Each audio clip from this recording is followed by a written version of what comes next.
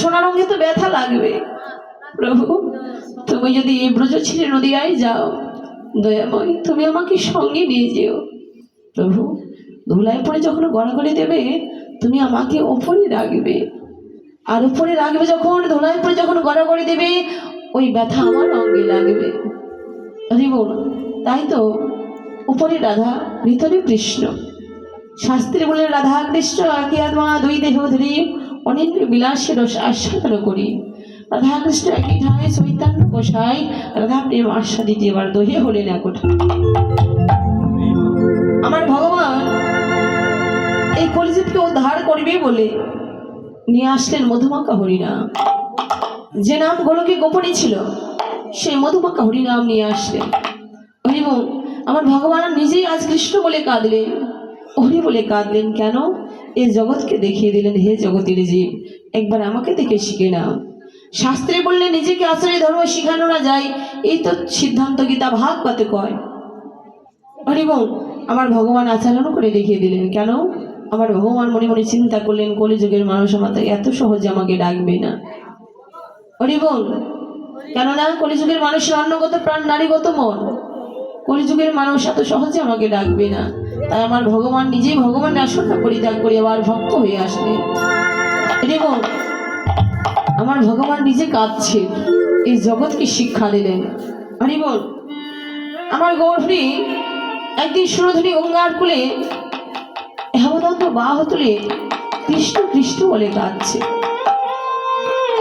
যখন কৃষ্ণ কৃষ্ণ বলে কাঁদছে, বিষ্ণুপ্রিয়া জিজ্ঞেস করলো, প্রভু তুমি কেন কাঁদছো এমন করে? আমার গৌরী বলল, প্রিয়া এই কলিযুগকে উদ্ধার করতে হবে। আরে বোন আমি যদি কৃষ্ণ বলে না কাঁদি, জগৎ কাঁদবে না। আমি যদি হরি বলে না কাঁদি, জগতের জীব কাঁদবে না। বিষ্ণুপ্রিয়া বলল, প্রভু এই জগতের ভক্তরা তোমাকে এত সহজে ডাকবে না। তুমি যদি এই জগতের জীবকে, তোমার ভক্তদের যদি তুমি হরি বলাতে চাও, কৃষ্ণ বলাতে চাও, কাঁদাতে চাও, তাহলে সর্বপ্রথমে তুমি তোমার ভক্তকে দুঃখ দাও, কষ্ট দাও। প্রভু দুঃখের মাঝে না থাকলে তো কেউ তোমাকে ডাকবে না। দয়াময় এই জগৎকে যদি কাঁদাতে চাও, তাহলে সর্বপ্রথমে তুমি আমাকে দুঃখ দাও, তোমার মা সূর্যমাতা তাকে দুঃখ দাও, তাহলে তুমি কাঁদবে, আমি কাঁদবো, তোমার মা সূর্যমাতা কাঁদবে, এই দেখে জগৎবাসী কাঁদবে। হরিমোহন তাই তো আমার মহাপ্রভু চলে গিয়েছিল সন্ন্যাসে। যখন আমার মহাপ্রভু সন্ন্যাসে চলে গেলেন মা, তখন মহাপ্রভুর বয়স ছিল 24 বছর, আর বিষ্ণুপ্রিয়ার বয়স ছিল 14 বছর। যখন আমার মহাপ্রভু চলে গেলেন সন্ন্যাসে, বিষ্ণুপ্রিয়া প্রতিদিন সকালবেলা স্নান করে ভিজা কাপড়ে 2টি পাত্র নিতেন। একটি পাত্রের মধ্যে ধান রাখতেন, আর একটি পাত্র খালি পাত্র। ভিজা কাপড়ে একটি একটি করে ধান ছাড়িয়ে আরেকটির মধ্যে পূর্ণ করত। 16 নাম 32 অক্ষর সে বদনে পূর্ণ সম্পূর্ণ হরে কৃষ্ণ কৃষ্ণ কৃষ্ণ হরে হরে, হরে রাম রাম রাম হরে হরে, এটা সম্পূর্ণ করতো। একটা ধান ছাড়াতো, আবার রেখে দিত। এমন করে সকাল থেকে ঠিক বিকেল পর্যন্ত। যখন ওই পাত্রটি পূর্ণ হতো, আবার স্নানে যেত। স্নান করে এসে সে রাধা মাধবের জন্য ভোগ লাগাতো। রাধা মাধবের যখন ভোগ লাগাতো, ওই রাধা মাধবের কাছে গিয়ে নয়ন জল মুখ ভেসে কাঁদত, প্রভু দয়াময় এই জগতে তোমার কত ভক্ত আছে, তোমাকে রাজভোগে দিয়ে নিবেদন করে।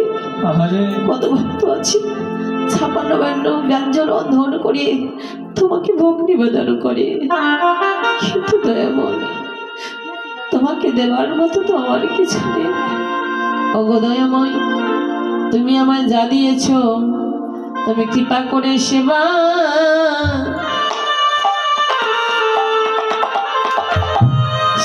গ্রহণ করো।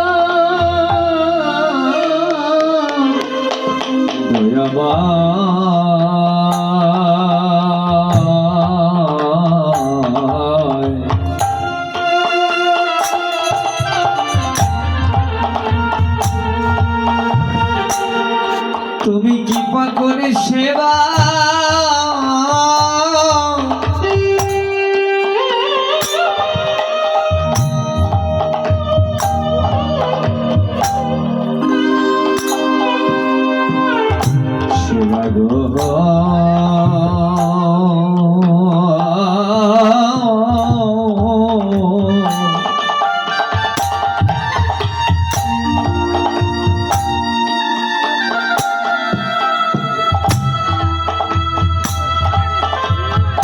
সেবা গ্রহণ করো।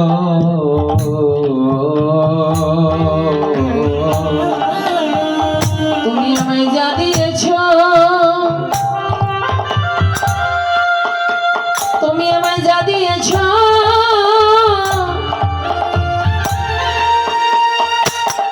আমি তোমায় তা দিয়েছি। তুমি কৃপা করে সেবা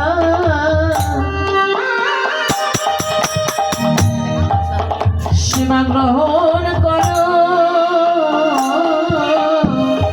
ও তুমি আমায় যা দিয়েছ,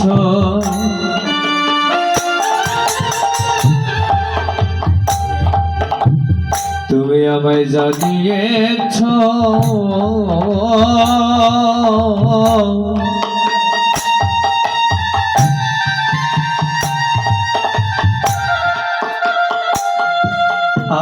আমি তাই দিয়ে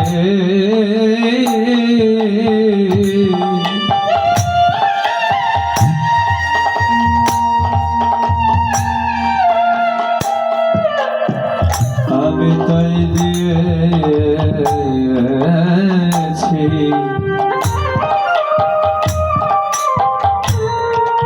দয়াময়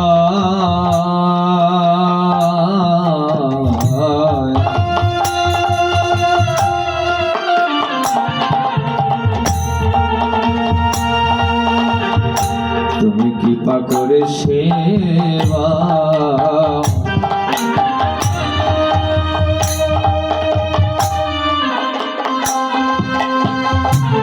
সেবা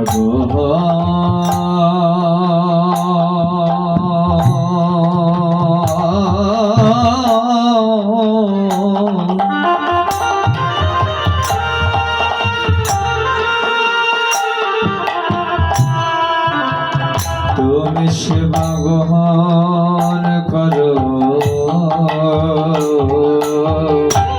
বলো আমি সেবা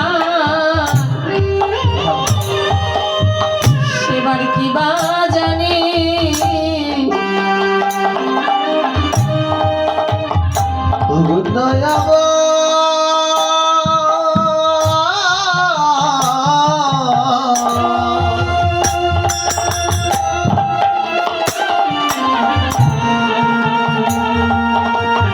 বলে বলে আমি সেবা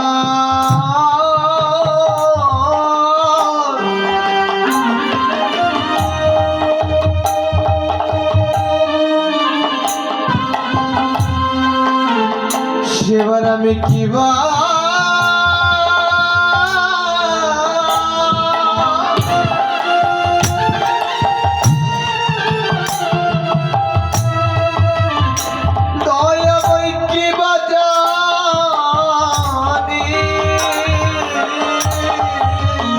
আমার না আছে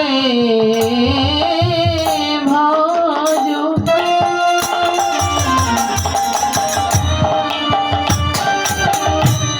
আমার না আছে সাধন।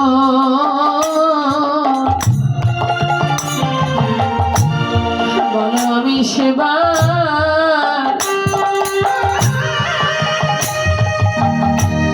সেবার কি বা জানি,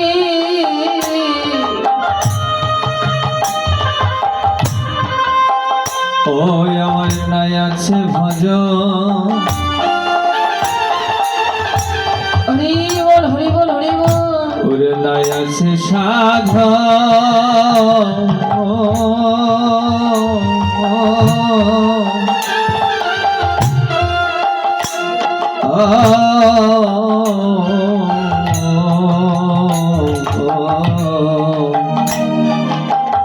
এই জগতে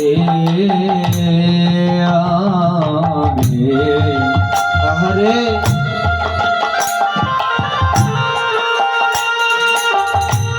বলো বলো আমি সেবা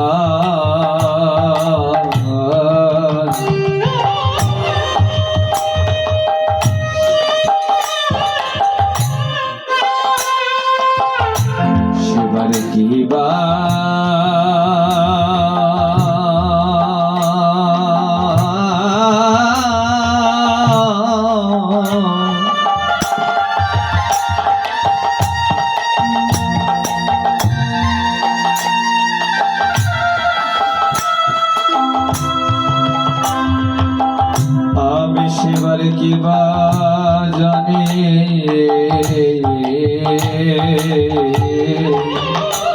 ওই বিষ্ণুপ্রিয়া ওই রাধা মাধবের চরণে গিয়ে নয়নে জলে বুক ভেসে কাঁদত দয়াময়।